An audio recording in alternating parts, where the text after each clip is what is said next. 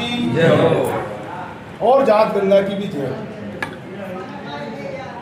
आदरणीय सम्मानीय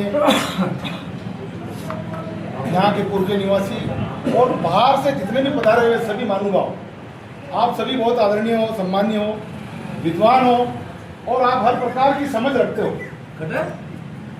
आज हम ये देखते हैं कि कहीं पर भी समाज को एकत्रित किया जाता है, जैसे कि कोई दामन हो, कोई पिंडी पाँच हो या कोई पगड़ी का कार्यक्रम हो या ऐसा कोई कार्यक्रम होता है, वहाँ हमारे समाज के लोग सैकड़ों की संख्या में उपस्थित हो जाते हैं। लेकिन आज हमारे समाज के साथ जो सरकार अत्याचार करने जा रही है और सरकार को जो हमारे कुछ ऐसे लोग हैं जो अपने लाभ के लिए सरकार का सहयोग कर रहे हैं और गलत गलत समझौते कर रहे हैं, गलत गलत तरीके से भर्ती के नियम बनवा रहे हैं, उन लोगों के खिलाफ आवाज उठाने की हिम्मत हमारे राजस्थान के अंदर हमारे बहुत सारे बड़े बड़े संगठन के पदाधिकारी बैठे हैं। दुनिया भर की ट्रेड यूनियन बनी हुई है, दुनिया भर के संगठन बने हुए हैं, उनके प्रदेशाध्यक्ष भी है, राष्ट्रीय अध्यक्ष भी है, लेकिन समाज हित के लिए वो लोग नहीं बोलते हैं। इसका हमें बड़ा दुख होता है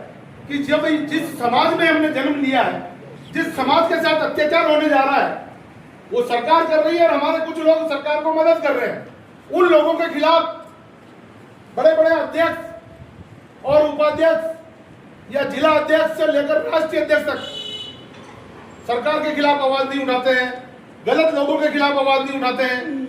लेकिन आप सबके आशीर्वाद से हमने ये बीड़ा उठा रखा है कि हम समाज को न्याय सरकार द्वारा दिलवाना चाहते हैं, लेकिन इसमें कोई पद मायने नहीं रखता है, चाहे कोई जिला अध्यक्ष हो, चाहे कोई प्रदेशाध्यक्ष हो, चाहे राष्ट्रीय अध्यक्ष हो। जब तक उसके साथ समाज नहीं लगेगा तब तक उसके पद का कोई औचित्य नहीं है। इसलिए आप सब विद्वान हो, आपको ये समझना चाहिए कि सच्चाई की बात कौन कर रहा है, गलत बात कौन कर रहा है। हम शुरू से ही हमारे समाज की 100% भर्ती की मांग करते आए हैं, कर रहे हैं और आगे भी करते रहेंगे। अब आप सोचो, अगर 100% भर्ती होती है हमारे समाज की, तो क्या मेरे घर के सारे 100% लग जाएंगे? या मेरे घर में कोई नौकरी लगने वाला है?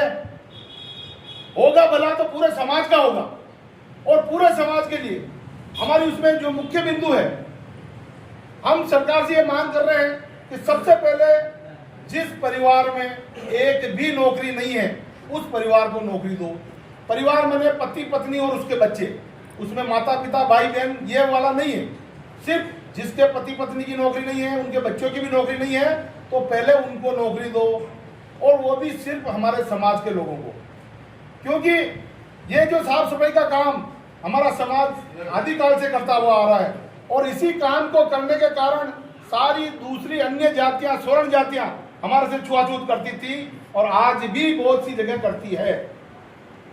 आज जब साफ सफाई के कार्य को करने के लिए आधुनिकीकरण हो गया है, मशीनरीकरण हो गया है, तो आज उस काम को करने के लिए गैर समाज के लोग भी तैयार हो गए हैं। जैसे हमारे पूर्वज सिर पर मेला ढोते थे, दुनिया भर की गंदगी साफ करते थे, और इन लोगों के लिए, इनको बीमारियों से दूर रखने के लिए हम साफ सफाई का काम करते थे। उसी काम के कारण हमारे से छुआछूत होती थी। आज जो गैर समाज के लोग ऐसा काम करने के लिए तैयार हो रहे हैं, तो क्या उस समाज के लोग उनसे भी छुआछूत करेंगे? लेकिन नहीं करेंगे। क्यों?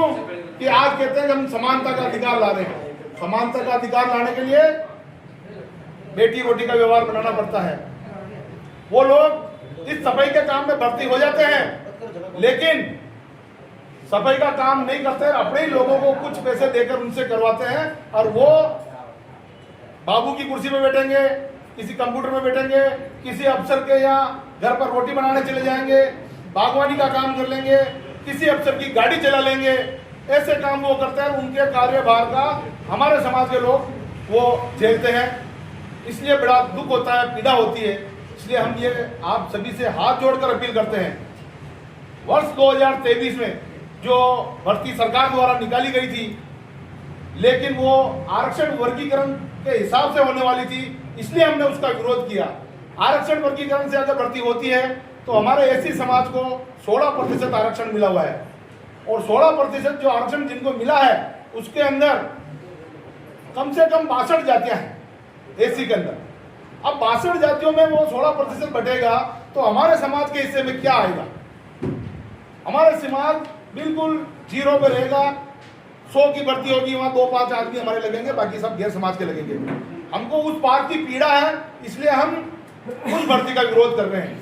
हम ये चाहते हैं कि सिर्फ और सिर्फ जो हमारे समाज के अनपढ़ है, बेचारे इस सफाई के काम के अलावा दूसरा काम नहीं जानते हैं और ये सफाई का काम प्राइवेट सेक्टरों में, कोई मिल में कर रहा, कोई फैक्ट्री में कर रहा है, कोई किसी के घर पे कर रहा, किसी धर्मशाला में कर रहा है, ऐसे करके अपना परिवार का गुजरान जो चला रहे हैं, उन लोगों के लिए हम चाहते हैं कि भाई उनको नियुक्तियां पहले मिले।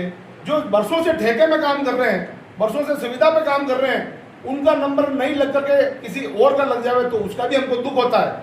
इसलिए हम चाहते हैं कि वास्तविक जरूरतमंद समाज के व्यक्ति की नौकरी लगे, इसके लिए हम प्रयासरत हैं। आप सभी का आशीर्वाद हमारे ऊपर बना रहे और आगे भी बना रहेगा, ऐसा हम विश्वास करते हैं। और इस विषय पे बोलने के लिए बहुत सारी बातें हैं, लेकिन सारी बातें एक ही जगह पे करना उचित नहीं होता है। आपको शॉर्ट और स्वीट छोटा सा निवेदन यही है कि जहाँ समाज हित की बात हो, सच्चाई की बात हो, वहाँ आपका आशीर्वाद हम पर रहना चाहिए, समाज का साथ रहना चाहिए, तो ये समाज की जीत होगी, समाज के लोगों को फायदा मिलेगा, ऐसा हमारा आप सभी से निवेदन है।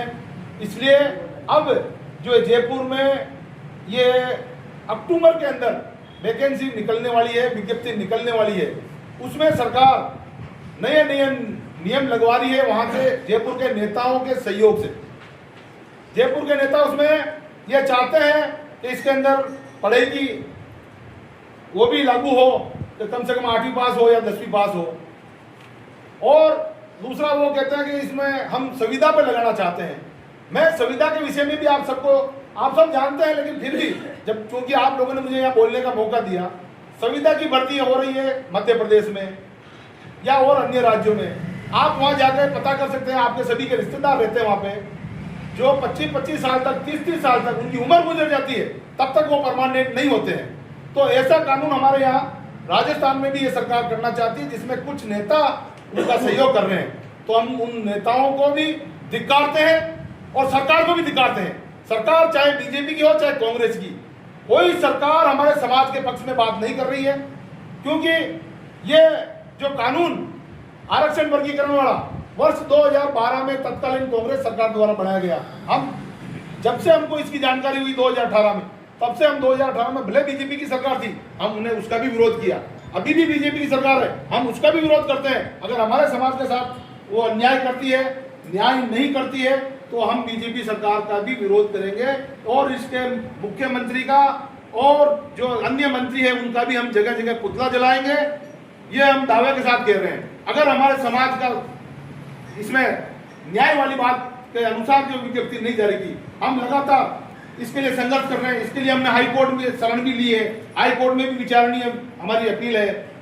कई बार हमने धरना प्रदर्शन भी किया, जयपुर में जाकर के भी किया, कोटा में भी किया, भीलवाड़ा में भी किया, और भी आप जैसे महान साथियों का सहयोग हमें मिला और आगे भी मिलता रहेगा। इतना ही कहकर मैं अपनी वाणी को विराम दूंगा।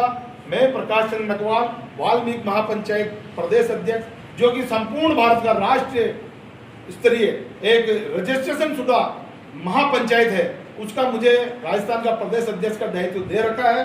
और इसी उद्देश्य से इस महापंचायत के इसको समाज के सामने लाने के लिए और समाज को सच्चाई बताने के लिए मैं इस काम को लेकर चल रहा हूं। आप सभी का आशीर्वाद मुझ पर बना रहे।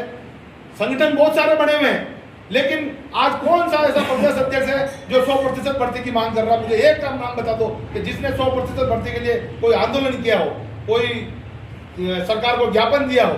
तो हम उनसे भी प्रार्थना करते हैं कि आप भी समाज की भलाई के लिए, आपने समाज के नाम पर अच्छे अच्छे ऊंचे ऊंचे पद ले लिए, कोई क्या पद लेके बैठा, कोई क्या पद लेके बैठा, तो समाज की भलाई के लिए भी कोई न कोई बात करो।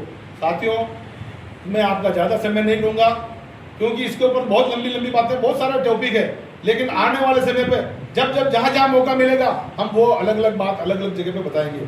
अभी आप सभी का आशीर्वाद मुझ पर बना रहे, यही मैं निवेदन करते हुए मैं मेरा स्थान ग्रहण करता हूँ, मेरी वाणी को विराम देता हूँ। धन्यवाद।